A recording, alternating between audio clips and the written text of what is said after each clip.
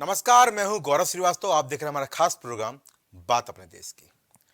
हमारे देश में तमाम तरह की योजनाएं लाई जाती, तमाम तरह की व्यवस्थाएं लाई जाती हैं, तमाम तरह के ऐतिहासिक काम किए जाते हैं, तमाम तरह की व्यवस्थाओं पर चर्चा होती है और तमाम तरह की ऐसी विकास की पथकथा लिखी जाती है कि कहीं ना कहीं हम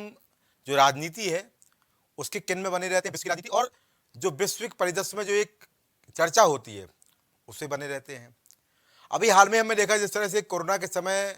हमारे देश में राशन बांटा गया, मुफ्त राशन बांटा गया और 80 करोड़ लोगों को यहाँ पर मुफ्त राशन दिया गया।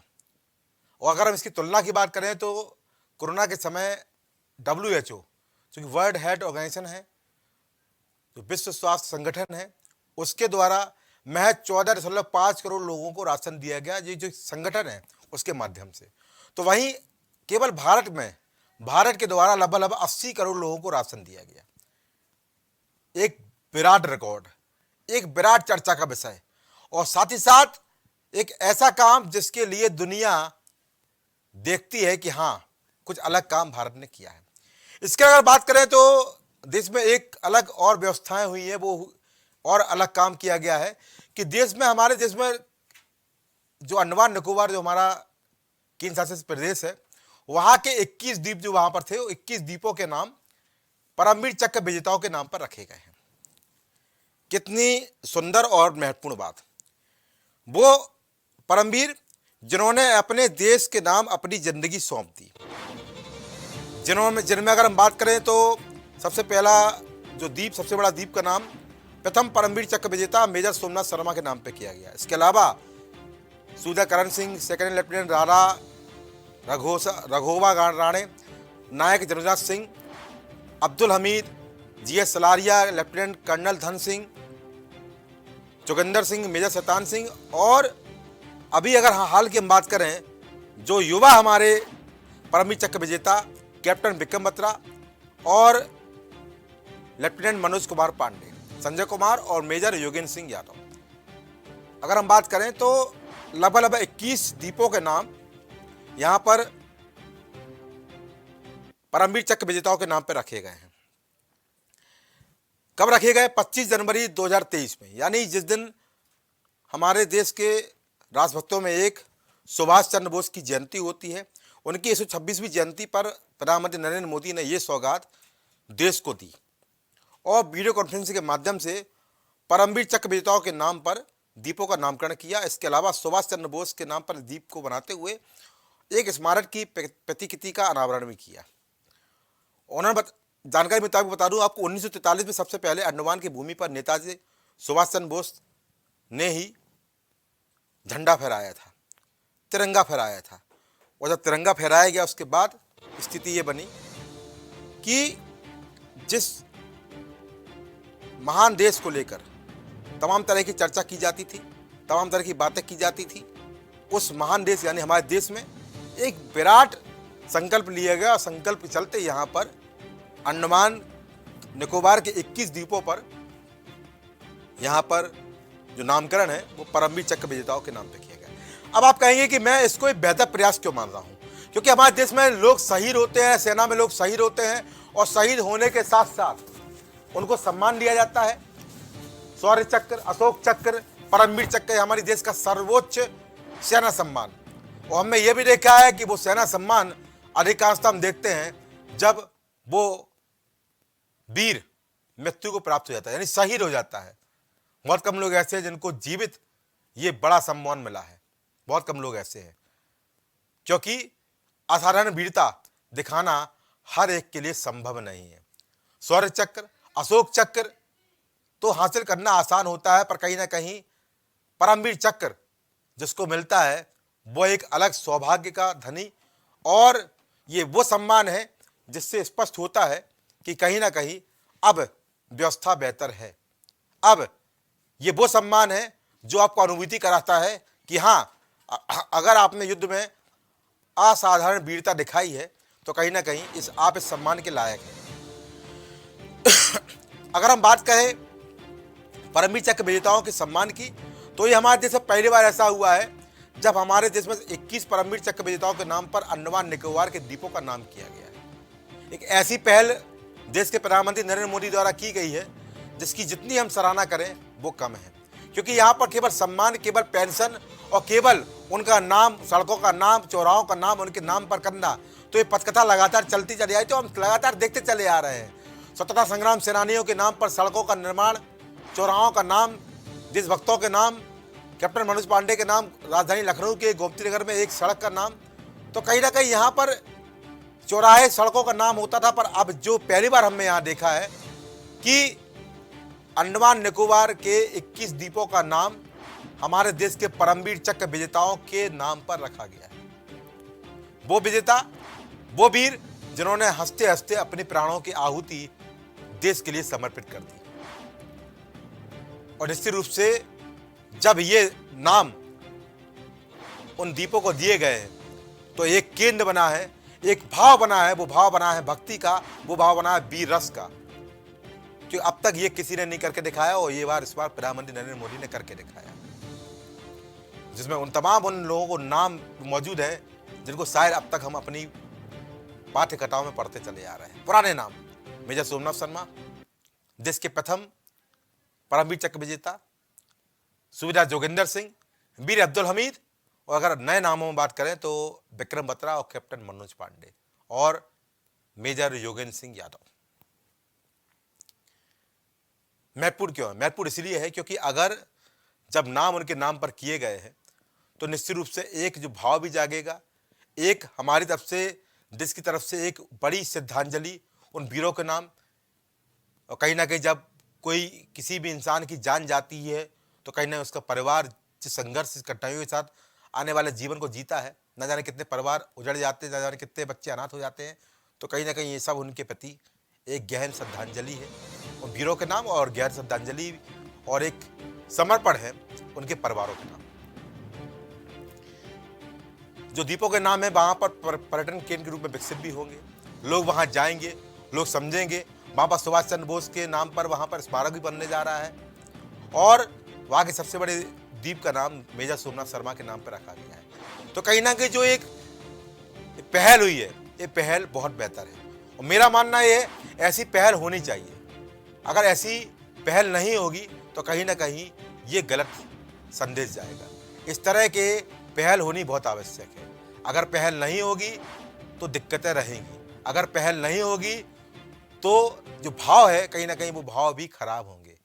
इस तरह की पहल होनी चाहिए और होती रहनी चाहिए, क्योंकि अगर आप पहल नहीं करेंगे तो कहीं ना कहीं ये देश के साथ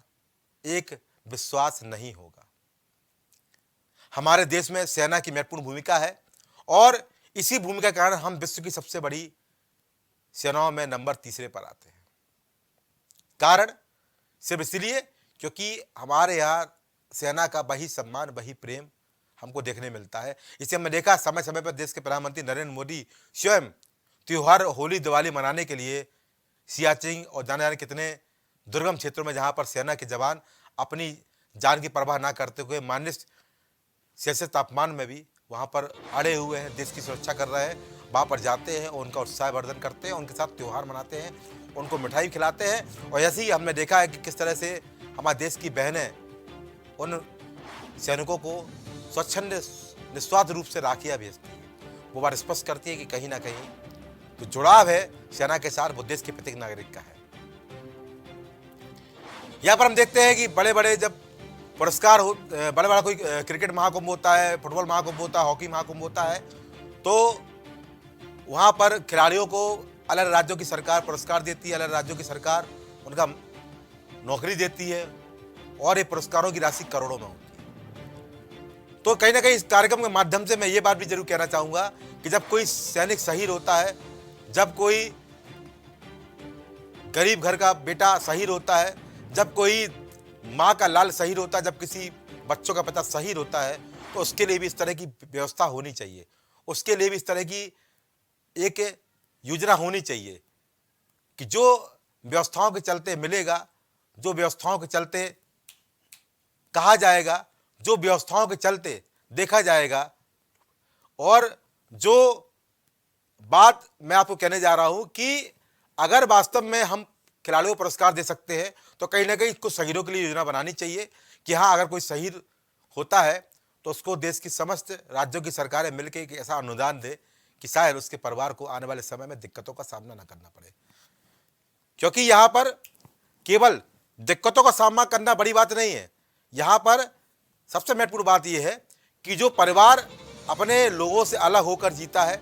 वो परिवार जिसका मुखिया चला गया है, तो कहीं ना कहीं उस परिवार के लिए जिम्मेदारी कौन उठाएगा। यहाँ पर हम देखते हैं नौकरी दी जाती है, सेना की तरफ से तमाम तरह की नौकरी, तमाम सुविधाएं दी जाती, पेंशन दी जाती, मैं मानता हूँ, पर कहीं ना कहीं यहाँ पर एक पहल और भी होनी चाहिए कि अगर कोई सैनिक किसी भी राज्य का हो, किसी भी रेजिमेंट का हो, अगर उसकी मृत्यु होती है, शहीद होता है, तो कहीं ना कहीं सभी राज्यों को, सरकारों को मिलकर या केंद्र सरकार को एक ऐसी व्यवस्था लानी चाहिए कि थोड़ा थोड़ा अनुदान होता रहना चाहिए और एक ऐसा अनुदान उस सैनिक के परिवार को दिया जाए कि उसको लगे कि हाँ, अगर उसके परिवार का मुखिया ने देश के लिए अपनी प्राणों की आहुति दे दी है, तो कहीं ना कहीं देश ने भी उसकी बात का सम्मान रखा है। यहाँ पर महज परमवीर चक्र, शौर्य चक्र, अशोक चक्र देने से बात नहीं बनी है, वो तो देश का सर्वोच्च सम्मान है, सब उसका सम्मान करते हो। यहाँ पे 21 द्वीपों का नाम प्रधानमंत्री नरेंद्र मोदी ने उन परमवीर चक्र विजेताओं का नाम पर करके ये बात स्पष्ट कर दी है कि हमारे देश में सेना का नाम सर्वोच्च है। पर कहीं ना कहीं अपने इस कार्यक्रम के माध्यम से मैं इस पूरी पहल की सराहना करता हूँ। अपने इस कार्यक्रम के माध्यम से मैं जरूर कहना चाहता हूँ कि जो सेना के वीर हैं, उनके लिए एक ऐसी व्यवस्था लागू होनी चाहिए कि अगर वो शहीद होते हैं या उनकी जान चली जाती है या उनके वो हंसते हंसते अपनी प्राणों की आहुति देश के लिए न्यौछावर कर देते हैं,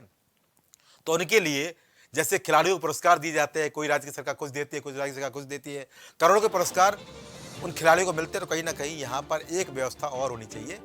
कि उन शहीदों के लिए, उन सैनिकों के लिए जो शायद युद्ध के दौरान अपंग भी हो जाते हैं, विकलांग भी हो जाते हैं, तो जो केंद्र देती है, जो सेना देती है, जो हमारे देश का रक्षा विभाग देता है, वो उसके अलग कुछ ऐसी व्यवस्था भी लानी चाहिए कि हाँ, अगर किसी परिवार का मुखिया जाता है, किसी माँ का लाल जाता है, तो उसके लिए अब ये व्यवस्था कर रहे हैं, जिससे शायद उसको महसूस हो कि नहीं, अगर देश के लिए हमने आहुति दी है तो हमारा परिवार आने वाले समय में किसी भी मुसीबतों का सामना नहीं करेगा। मैं मानता हूँ पेंशन से लेकर नौकरी से लेकर तमाम सुविधाएं रक्षा क्षेत्र में मिलती हैं। जो वहाँ के वीर सैनिक अगर शहीद हो जाते हैं या विकलांग हो जाते हैं, पर उसके अलग कुछ सुविधाएं और अलग होनी चाहिए। एक मुश्त होना चाहिए कि हाँ, इतना धनराशि उस सैनिक के परिवार को मिलेगी। एक पहल इस कार्यक्रम के माध्यम से मैं जरूर कहना चाहूँगा कि अगर वास्तव में प्रधानमंत्री नरेंद्र मोदी ने बहुत बड़ा काम किया है और निश्चित रूप से सराहनीय है, और देश में पहली बार ऐसा हुआ है जब अंडमान निकोबार के 21 द्वीपों का नाम, अब तक 84 सड़कों का नाम तो हमने सुना था, पर पहली बार ऐसा हुआ है किसी राज्य के द्वीपों का नाम यहाँ पर परमवीर चक्र विजेताओं के नाम पर रखा गया है। बेहतर पहल है, पर इस कार्यक्रम के माध्यम से इस पहल का समर्थन करते हुए उस पहल पर प्रधानमंत्री नरेंद्र मोदी का धन्यवाद कहते हुए मैं अपने कार्यक्रम के माध्यम से केवल एक ही बात कहूँगा कि बहुत अच्छी पहल और बहुत अच्छा परिणाम, और निश्चित रूप से आने वाले समय में ये जब वो पर्यटन के क्षेत्र रूप में विकसित होगा तो एक याद दिलाएगा कि वास्तव में उन शहीदों के लिए लोगों के मन में क्या भाव है, और निश्चित रूप से उन शहीदों की जीवन शैली और जीवन वृत्तांत को भी उस जगह पर लगाना हो रहा, कला चित्र के माध्यम से, कलाकृति के माध्यम से या डिजिटल मीडिया के माध्यम से लोग समझें कि वास्तव में उस सैनिक का इतिहास क्या रहा है और उसने किस तरह देश के लिए अपनी हंसते हंसते जान न्यौछावर कर दी। इसके अलावा इस कार्यक्रम के माध्यम से मैं जरूर कहना चाहूँगा कि कुछ ऐसी नीति, ऐसी योजना जरूर लाए कि अगर कोई सैनिक शहीद होता है तो उसके लिए एक मुश्त उस धनराशि उसको मिले, चाहे सारी राज्य सरकारें उसके लिए सहयोग करें। अभी हम देखते हैं कि यहाँ पर अगर किसी राज्य का सैनिक शहीद होता है तो उस राज्य की सरकार उस सैनिक के लिए कुछ ना कुछ एक धनराशि आवंटित करती है, उसको देती है, परिवार को देती है। पर यहाँ पर राज्य सरकार की नहीं बल्कि समस्त राज्य सरकारों की जिम्मेदारी है, क्योंकि देश हमारा है, और अगर समस्त राज्य की सरकारें थोड़ा थोड़ा अनुदान करेंगी तो मेरे ख्याल से किसी भी शहीद सैनिक के परिवार को एक ऐसी धनराशि मिलेगी जो आने वाले समय में उनके कठिन दिनों को व्यतीत करने में या जीविका चलाने में महत्वपूर्ण उपयोगी साबित होगी। इस कार्यक्रम के माध्यम से मेरा यही निवेदन है। आने वाले समय में फिर किसी महत्वपूर्ण में चर्चा होगी, तब तक मुझे इजाजत, नमस्कार। कुछ भाव पुष्प। आप देख रहे हैं प्राइम टीवी, सच साहस सरोकार।